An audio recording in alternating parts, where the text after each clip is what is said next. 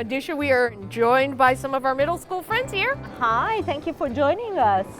Anousheh, you have a degree in electrical engineering, so we thought we might build some robots. Are you game? I am game. Let's do it. Okay, we are building Bristlebots. So first, everyone take your bristles. We cut the head off of a toothbrush. And then we have these little motors.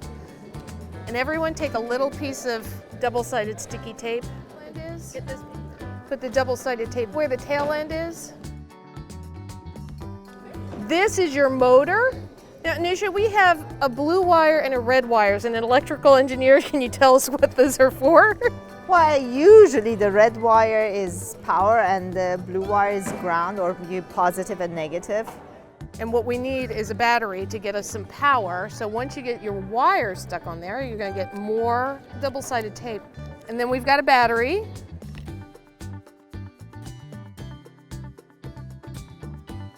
And then we'll put one piece of the wire on the bottom, and then we're going to stick the robot's head onto the top of the bristle brush, like that.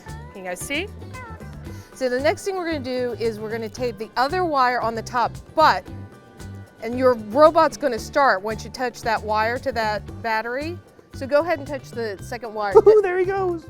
Marty, what are we going to do with these next? Next, we are gonna make our little Bristlebots paint. Let's make these puppies paint. So once you've got them, vibrating, dip them in the paint a little bit,